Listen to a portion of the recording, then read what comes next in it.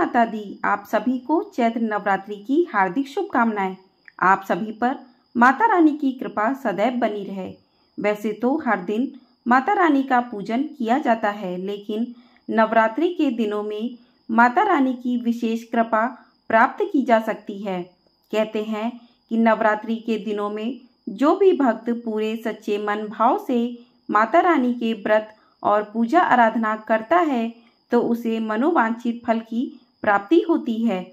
नवरात्रि के इन 9 दिनों में माता के अलग अलग 9 रूपों की पूजा की जाती है। जो भी भक्त इन 9 दिनों का व्रत करके पूरी श्रद्धा सच्चे भाव से पूजा अर्चना करता है, उसके सभी कष्ट दूर होकर सभी मनोकामनाएं पूरी होती हैं। तो आज की वीडियो में हम जानेंगे नवरात्रि व्रत की पूजा विधि क्या रहेगी, किस प्रकार से आपको पूजा करनी चाहिए। इससे पहले आपको एक जानकारी दे दें कि आपको हमारे चैनल पर 9 दिनों तक माता के 9 रूपों की कथाएं भी सुनाई जाएंगी। तो आपसे अनुरोध है कि उन कथा को अवश्य सुनिएगा और दुर्गा सप्तशती का पाठ भी सुनाया जाएगा।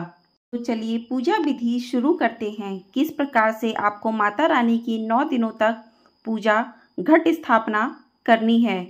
तो आपको नवरात्रि के पहले दिन सुबह ब्रह्म मुहूर्त में उठकर घर की साफ सफाई करके स्नान आदि करके इसके बाद मंदिर की साफ सफाई कर लें और स्वच्छ कपड़े पहनकर, यदि सुहागिन महिलाएं हैं तो उन्हें लाल रंग के वस्त्र पहनकर श्रृंगार करके ही पूजा करनी चाहिए। उसके बाद आपको एक चौकी लेनी है। चौकी पर आसन बिछा लीजिए।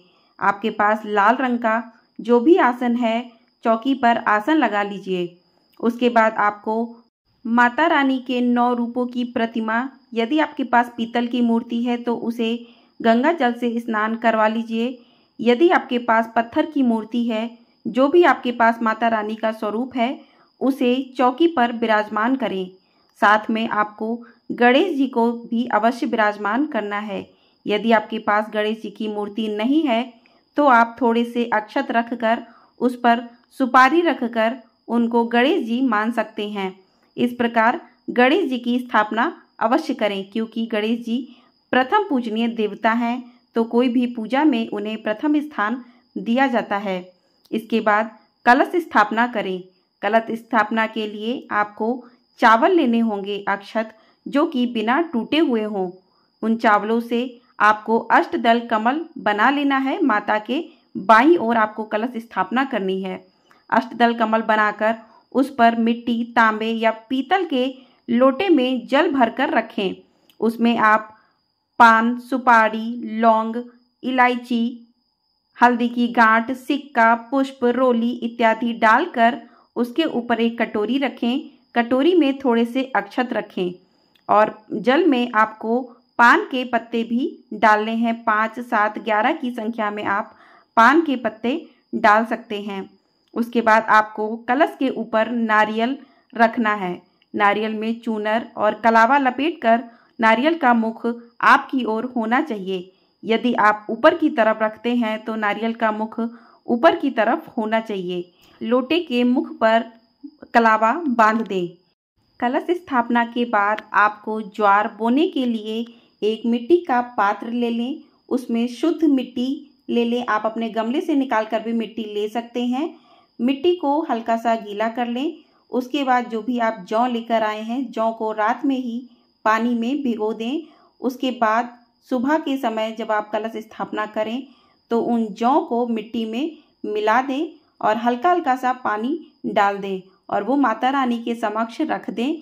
तो इस प्रकार से आप ज्वार को बोलें। और कहते हैं कि 9 दिनों में ज्वार जितने अधिक बड़े और घने होते हैं, व्यक्ति की आर्थिक स्थिति उतनी ही अच्छी होती है। तो ज्वार बोते समय आप इस बात का ध्यान रखें कि ज्वार मिट्टी में अच्छे से मिल जाए। इसके बाद आपको माता रानी को जल से स्नान करवाना चाहिए। गणेश भगवान को जल से स्नान करवाना चाहिए। उसके बाद गणेश जी को वस्त्र पहनाना चाहिए। माता रानी को वस्त्र अर्पित करने चाहिए। जो भी आपके पास लहंगा, चूनर इत्यादि वस्त्र आपने लिए हैं वो अर्पित कीजिए। यदि आपके पास कोई वस्त्र नहीं है तो आप कलावा स्वरूपी वस्त्र भी माँ को अर्पित कर सकते हैं। उसके बाद गणेश जी को जनेऊ, दुर्वा अर्पित कीजिए और माता रानी को सुहाग की सामग्री जो भी आप लेकर आए हैं माता रानी के समक्ष अर्पित कीजिए। उसके बाद आप एक थोड़े से चावल पाटे पर रखकर दीपक प्रज्वलित कीजिए। दीपक प्रज्वलित करने के बाद आप अपनी पूजा शुरू करें। माँ को सबसे पहले रोली का तिलक लगाएं, गणेश जी को तिलक करें, माँ को तिलक करें, अक्षत लगाएं, माँ को सिंदूर जरूर अर्पित करें नवरात्रि के दिनों में। इस प्रकार से माँ को टीका करने के बाद आप अगर नवग्रह की स्थापना करते हैं तो नवग्रह की स्थापना भी आपको पाटे पर ही करनी है। आपको 9 जगह पर चावल का ढेर बना लेना है, उस पर 9 सुपारी रख लेनी है। नवग्रह का भी पूजन आपको माँ के साथ ही करना है। जो भी नवग्रह आपने बनाए हैं वहाँ पर थोड़ा सा जल छिड़कें। उसके बाद आप रोली से टीका करें।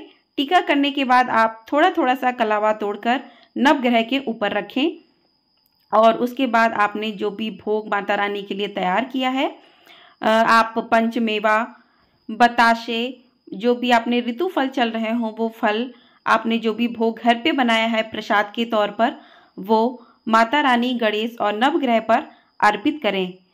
तो इस प्रकार से माता रानी का भोग लगाएं। जो भी आपने दीपक प्रज्वलित किया है उस दीपक की पूजा अवश्य करें। उसको रोली, चंदन, अक्षत लगाकर उसकी पूजा करें। माता को जो भी आप पुष्प लेकर आए हैं, जो भी माता को पसंद है, लाल रंग के पुष्प या पुष्पों की माला माता को अर्पित करें। नवरात्रि के दिनों में आप माता को पान जरूर अर्पित करें। अगर पान नहीं मिल पा रहा है तो पान के पत्ते पर लौंग, इलायची रखकर, बताशा रखकर माँ को पान अवश्य अर्पित करें। कहते हैं कि पान माँ को बेहद प्रिय होता है। उसके बाद माँ की पूजा अर्चना इस प्रकार से करने के बाद आप जो भी हवन सामग्री लेकर आए हैं तो आप थोड़ी सी कंडी जलाकर उस पर हवन करें। तो कहते हैं कि नवरात्रि के दिनों में हवन अवश्य करना चाहिए। जो भी वस्तुएं आपने माता रानी को अर्पित की हैं, भोग की, प्रसाद की, वो हवन में ज़रूर अर्पित करें। तो हवन आप इस प्रकार से करें, छोटी सी कंडी जलाकर रख लें। उसके बाद आप हवन सामग्री जो भी आपने ली है उसमें तिल, जौ इत्यादि मिलाकर आहुति दें और जय माता दी बोलकर आप आहुति दे सकते हैं। इस प्रकार से आप हवन करें और हवन में लौंग का जोड़ा, इलायची अवश्य चढ़ाएं। बताशा जो भी आपने भोग के लिए हैं, जो पान आपने माता को अर्पित किया है वो भी आप हवन में चढ़ाएं। कहते हैं कि हवन में जो भी सामग्री चढ़ाई जाती है वो सीधे माता रानी के पास जाती है। तो इस प्रकार से आप अपना हवन करें। उसके बाद आप आज के दिन दुर्गा नवरात्रि व्रत कथा का पाठ अवश्य करें। दुर्गा सप्तशती का पाठ कर सकते हैं, दुर्गा कवच का पाठ सुन सकते हैं।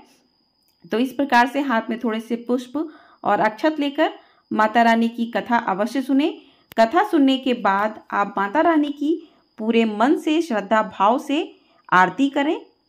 आरती करने के बाद माता से पूरे सच्चे मन भाव से पूजा में हुई गलतियों के लिए क्षमा याचना करें। माँ बहुत दयालु हैं, वो अपने भक्तों की सारी गलतियों की क्षमा ज़रूर करती हैं। तो इस प्रकार से आप नवरात्रि के 9 दिनों तक पूजा करें। आप ये पूजा आपको इस तरीके से पहले दिन ही करनी है। उसके बाद आपको अगले दिन कलश स्थापना जो कि त्यों रहेगी। जो आपने ज्वार बोए हैं वो भी नहीं हटाने हैं आपको, जो नवग्रह की स्थापना की है उसको भी नहीं हटाना है। बस आपको जो है, जो पुष्प आपने चढ़ाए हैं उनको हटाना है और जो आपने भोग प्रसाद चढ़ाया है उसको हटा लीजिए। अगले दिन की पूजा आपको साफ, जो भी भगवान के पास बर्तन हैं माता रानी के, उन बर्तनों को अच्छे से साफ करके अगले दिन आप पूजा अर्चना कर सकते हैं। और पूजा वाले दिन जो आपने लोटे में अलग से जल भर के रखा है उस जल को आप किसी पेड़ पौधे में डाल दें। तो इस प्रकार से आपकी नवरात्रि की पूजा संपन्न हो जाएगी।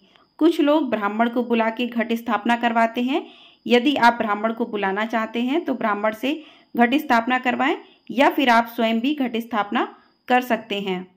तो इस प्रकार से पूरी विधि से आप पूजा करें और माता रानी के भजन अवश्य सुने। इन नवरात्रि के दिनों में माता बेहद प्रसन्न होती हैं। इस प्रकार से आप पूजा अर्चना करें। पहले दिन आपको इन सभी चीज़ों की स्थापना करने के बाद अगले दिन 9 दिनों तक आपको सिंपल तरीके से पूजा करनी है। माता को नए पुष्प चढ़ाएं, नया भोग लगाएं, बर्तन जो भी माता रानी के पास रखे हैं उनको धुल के साफ कर लें और उसके बाद आप उसी प्रकार से विधिवत पूजा अर्चना करें। माँ को नया भोग लगाएं, जो भी आपके पास अगले दिन प्रसाद है। माता को आप दूसरी चूनर भी उड़ा सकते हैं और माता को जो भी फल आपने लिए हैं उसका भोग अर्पित करें। तो इस प्रकार से पूजा संपन्न करें। आपको ये जानकारी पसंद आई हो तो कमेंट बॉक्स में जय माता दी अवश्य लिखें। आपको हमारे चैनल पर नवरात्रि के 9 दिनों की कथा, पूजा विधि 9 दिनों की, दुर्गा सप्तशती का पाठ और दुर्गा नवरात्र व्रत की कथा सुनने को मिलेगी। तो चैनल को सब्सक्राइब नहीं किया है तो चैनल को सब्सक्राइब ज़रूर कर लें। वीडियो पसंद आई हो तो वीडियो को लाइक और ज़्यादा से ज़्यादा लोगों में शेयर कर दें। जय माता दी।